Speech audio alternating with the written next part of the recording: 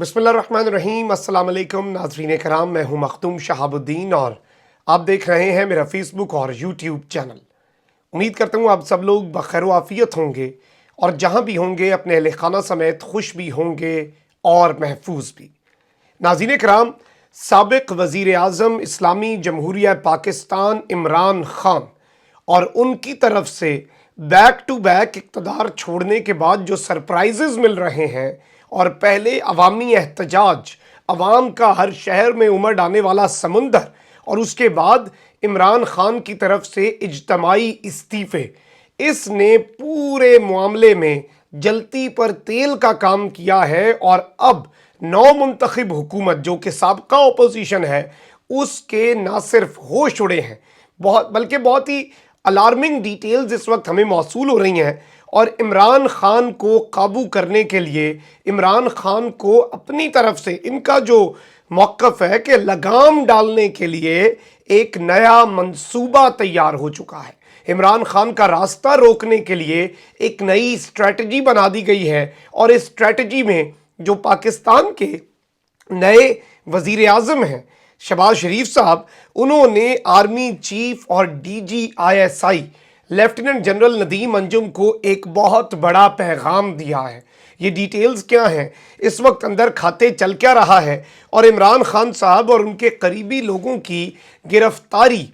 Mark my words, आइंदा दिनों में क्यों इस वक्त मुतवक्के है, क्यों उसके इम्कानात रोशन होते जा रहे हैं, इस हवाले से भी बड़ी अहम डिटेल्स आपके सामने रखनी है। जबकि इस वक्त इक़्तिदार के ऐवानों में चल क्या रहा है, नई हुकूमत जो बनी है वो करने क्या जा रही है, और मामला अब क्या रुख इख्तियार करेगा, क्योंकि ये अपनी तरफ से तो रिलीफ देने और तमाम तर चीज़ों की बात कर रहे हैं, लेकिन कुछ और डिटेल्स भी हैं हुकूमती बेंचेस से भी और अपोजिशन बेंचेस से भी। सबसे पहले तो मैं आपको ये बताऊं कि इमरान खान भी इस वक्त बाकायदा तौर पर रुकन कौमी असम्बली की हैसियत से मुस्ताफ़ी हो चुके हैं, और साबिक वज़ीर आज़म का जो इस्तीफ़ा है as member of national assembly, वो भी इस वक्त पेश कर दिया गया है। यानी कि PTI के सारे मेंबर्स की तरह इमरान खान ने भी MNA की सीट से इस्तीफ़ा दे दिया है। आइंदा आने वाले चंद दिनों के अंदर इन इस्तीफ़ों की कंफर्मेशन, इनकी स्क्रूटनी होने के बाद इन इस्तीफ़ों की मंजूरी होगी, और इसी काम के लिए कासिम सूरी को इस वक्त कौमी असम्बली में रखा गया है। उन्होंने इस्तीफ़ा नहीं दिया। अब शहबाज शरीफ 23वें वज़ीर आज़म तो मुंतखब हो गए हैं, और इसके साथ ही साथ जो दिलचस्प चीज़ हुई वो ये कि सदर मुमलिकत आरिफ अलवी, उन्हें हटाना तो इतना आसान नहीं है, और PTI के लिए इस वक्त उनका इस्तीफ़ा बहुत ज़्यादा बैकफायर कर सकता है। इसलिए बाकायदा तौर पर उन्होंने शहबाज शरीफ से हल्फ लेने से तो इनकार कर दिया, और इसके लिए फिर ज़ाहिरी बात है उन्होंने एक दलील निकाली, और इस पर हंसी भी आएगी क्योंकि बीमारी का बहाना बनाने वालों को, जिस तरह कहते हैं ना कि चोर को मोर पड़ गए, वही वाला हाल हुआ है। और आरिफ अलवी की तबीयत नासाज होती है, वो चंद दिन के आराम के लिए छुट्टी पर जाते हैं, और चेयरमैन सेनेट सादिक संजरानी कायम मकाम सदर की सूरत में और कायम मकाम सदर की हैसियत से नौ मुंतखब वज़ीर आज़म शहबाज शरीफ से हल्फ लेते हैं। अब यहाँ पर बहुत से सवालात हैं कि ये भानमती का कुंबा है, एक इस तरह की हुकूमत बन रही है। पीपल्स पार्टी कल तक वजारतें लेने पर राज़ी नहीं थी, शहबाज शरीफ उनके घर पहुँचे, उनके मिन्नत तरला किया कि ऐसे हमें ना छोड़ें और मिल के हुकूमत करते हैं, अकेला तो हमें ना छोड़ें। तो इस वक्त कुछ चीज़ें हैं, मैं आपको ये बता दूँ कि वजारत उज़्मा के लिए मुत्तहिदा अपोजिशन जो है उसने इस वक्त जो पूरा इक़्तिदार की बंदर बांट है उसका फार्मूला तय कर लिया है। मुस्लिम लीग नून को 12 वज़रा मिलेंगे, पीपल्स पार्टी को 7 वज़रा मिलेंगे, जबकि JUI फे मौलाना फजलुर रहमान की जमात को 4, MQM को 2, BNP मेंगल, ANP जमहूरी वतन पार्टी और बलूचिस्तान अवामी पार्टी को एक एक वजारत दी जाएगी। ज़राए का बताना है कि मोहसिन दावड़, ये वो आदमी है जो नारे लगाता था ये जो दहशत गर्दी है इसके पीछे वर्दी है, असलम बोतानी और तारिक बशीर चीमा को भी विफाकी काबीना में शामिल किए जाने का इम्कान इस वक्त है। जबकि मुस्लिम लीग नून किन्हें वजारतें दे रही है, कुछ अंदर की खबरें आपके सामने रख देते हैं। ख्वाजा आसिफ हैं, साद रफ़ीक हैं, खुरम दस्तगीर, एहसन इकबाल, मरियम औरंगज़ेब, शाइस्ता परवेज़ मलिक, राना सनाउल्लाह, मुर्तज़ा जावेद अब्बासी की काबीना में शमूलियत जो है वो इस वक्त ज़ेरे गौर बताई जा रही है। اب شہباز شریف نے اپنے پرنسپل سیکرٹری کا فیصلہ بھی کر لیا ہے اور اس وقت توقیر شاہ جو ہیں وہ پنجاب میں شہباز شریف کے اس سے پہلے پرنسپل سیکرٹری رہ چکے ہیں اور دسمبر میں ریٹائرڈ ہوں گے۔ توقیر شاہ شہباز شریف کے انتہائی قریبی ساتھیوں میں شامل ہیں اور وفاقی وزارتوں کے سیکٹریز کی جو تبدیلی ہے وہ بھی اس کے لیے مشاورت شروع ہو چکی ہے، جبکہ توقیر شاہ کو گریڈ 21 کے یہ افسر ہیں، یہ نو منتخب وزیر اعظم شہباز شریف کا پرنسپل سیکرٹری لگایا جائے گا۔ اب اس کے ساتھ ہی ساتھ ایک سوال پیدا ہوتا ہے کہ اپوزیشن بینچز پر کون بیٹھے گا۔ دیکھیں پی ٹی آئی نے استعفیٰ دیا ہے، کاف لیگ نے استعفیٰ نہیں دیا۔ کاف لیگ کے بھی 3 MNAs ہیں اور جی ڈی اے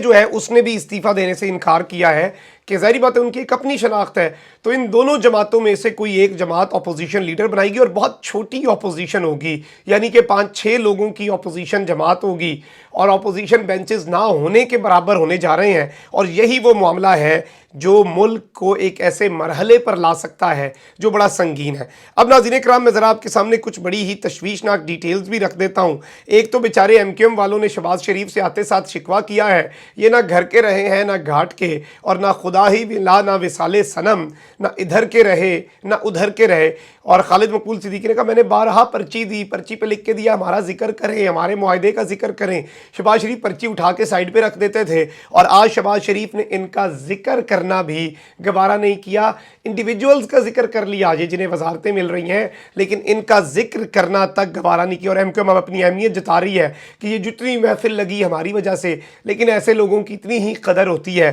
اب میں آپ کو یہ بتاؤں ناظرین کرام کہ پی ٹی آئی کے لیے مشکلات پیدا کرنے کا باقاعدہ طور پر آغاز آپ سمجھ سکتے ہیں کہ ہو گیا ہے، اور اس خدشے کا اظہار اب پی ٹی آئی کے رہنماؤں نے بھی کرنا شروع کر دیا ہے۔ عمران خان سے وفاداری پر پابندے سلاسل بھی کیے جائیں گے، اور یہاں تک کہ اب عمران خان کا نام چونکہ ای سی ایل میں ڈالنے کے حوالے سے بھی باتیں چل رہی ہیں، اور یہ عمران خان کا نام ای سی ایل میں بھی ڈالیں گے۔ عمران خان بھاگ رہا ہے، عمران خان تو ہے ہی نہیں، لیکن جو جس طرح کا ہوتا ہے وہ دوسروں سے اسی طرح کی توقع رکھتا ہے۔ جس طرح سے یہ بھاگ جاتے ہیں، یہ بیماری کا بہانہ بناتے ہیں، لیکن عمران خان نے تو ایسا کچھ نہیں کیا۔ اب پاکستان تحریک انصاف کے رہنما شہباز گل، انہوں نے کہا ہے کہ ابھی تو نام سٹاپ لسٹ میں ڈالا ہے، کل کو ہو سکتا ہے کہ میں جیل کی سلاخوں میں ڈال دیا جاؤں، اور کہتے ہیں کہ جس پر فرد جرم لگنا تھی وہ آج وزیر اعظم کا امیدوار ہے اور آج مقصود چپڑاسی کے پارٹنرز وزیر اعظم بنیں گے۔ اور انہوں نے یہ بھی کہا ہے کہ کل کو کوئی بھی 10-12 ارب روپیہ لگائے گا حکومت ختم کر دے گا، اور